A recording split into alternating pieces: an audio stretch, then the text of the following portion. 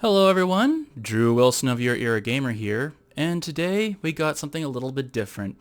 As is pretty commonplace around this time of year on this channel, I bring out the table and I showcase some hardware, and this year is definitely not going to be an exception to this. So before I get into the meat and potatoes of this video, I just wanted to say a few quick words about the Nintendo Switch because I have been playing it off and on for a year now. And one thing's for sure is that it took a little bit of adjusting because I was trying to wrap my head around the idea of a console being both portable and also a home console, with the lack of a better term for that.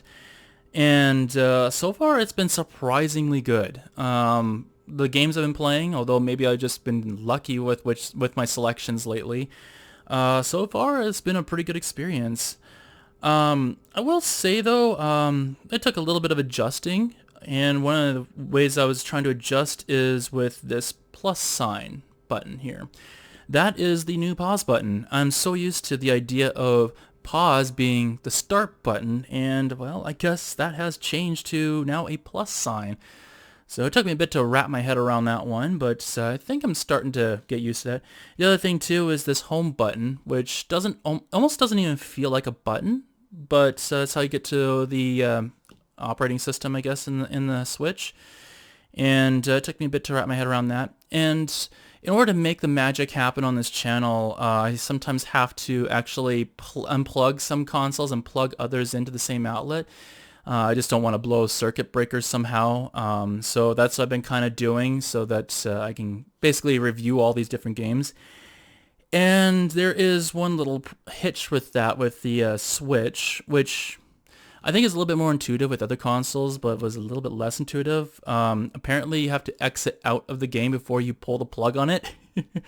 And if you pull the plug, then it goes to battery, and then the battery eventually runs out because it takes me a while to get back to it. And then the console complains I didn't exit out of the game properly, so I had to figure out how to exit out of games afterwards, because I can just put into rest mode and then I forget that I'm just in rest mode. And yeah, it's still a learning process on that front, but that's pretty much my only friction points at this point in time.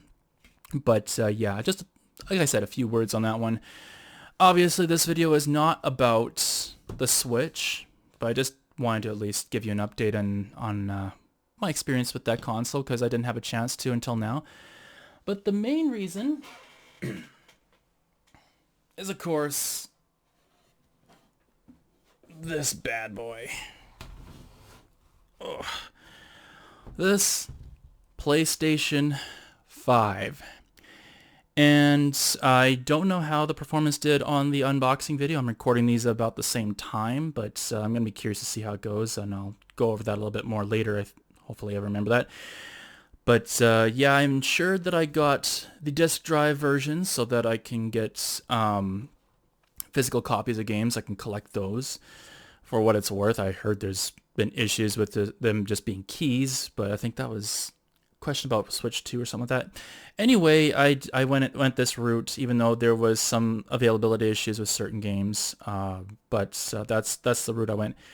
And one of the questions I have been getting is, why aren't you doing modern games, modern console games, and modern games in general? Well, the reason for that is because this stuff is really expensive, and it took me this long just to afford it. And it's not just the console, of course, which is like, what, $700, $800 or something crazy like that, but it's also the games, which aren't exactly any cheaper. And so obviously I did get to collecting the games as well. And one of the things I've been noticing with games, with the complaints about modern consoles, is that the complaints are that there's no good games. Nothing really all that memorable, worth playing, that sort of thing. Like, this is just a lost generation of console gaming, because there was just no good games on these consoles. And I admit, when I heard these complaints, I was kind of baffled by that. Now, granted, I haven't played any of these games, but yeah, I've been very, very confused by that because I go shopping for these games and I end up finding titles that seem to be worth checking out, at the very least. And every single time it's like, hey, maybe I should try this game. Maybe I should try this one. And the funny thing is that on top of it all, when I'm telling other people about what games I collected, I could see people's mouths just watering about how, ooh, that's a good one. That's a good one. So that's why I was confused by that. Like, is all these games bad or are all these games good? And I don't really know yet, but I'm gonna find out. And that's the fun thing about exploring these games is I'm gonna get an unfiltered look at what these games are like. And now I can fully explore this. And to be clear, to be very, very clear, this collection is not your typical collection simply because of how many games are on this in this collection. And I don't collect these games because I think they will be good. It's mostly just there's a possibility and I can probably review it and just deliver an honest reaction to what I think about these games. So, yeah, the reason why it took me this long to get to this console was just how absolutely expensive this all is. And I am personally just crazy, I guess, in terms of collecting these things. So yeah, that is the console in my collection. I'm not done collecting the games yet. Obviously, this is still an active console. So hopefully I picked some good games. I did a lot of research into this and asked around a lot. And after showcasing the games that I've had to a few people, they said, yeah, you pretty much got just about everything you could want in the console. Because I was trying to prod people's minds and trying to figure out, is there anything I'm significant that I'm missing that is not like a fighter game, which is one genre I haven't really been into, and the team sports games. Not really into those games, admittedly. But besides that, am I on the right track? I hope I'm on the right track with these games.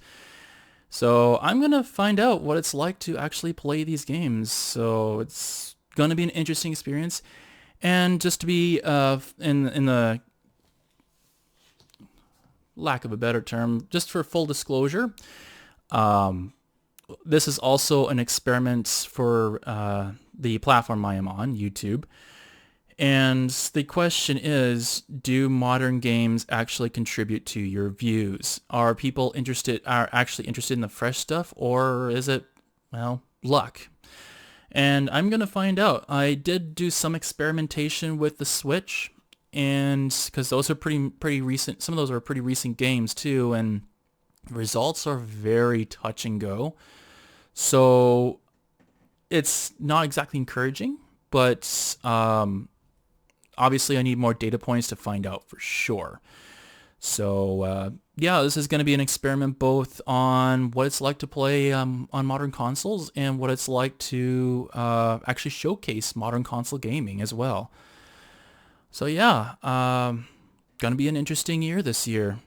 I hope you enjoyed this video, and if you want to check out what I'm up to, you can feel free to subscribe and find out firsthand what my experience ended up actually being with this console. And it's going to be as fresh to you as it is fresh to me.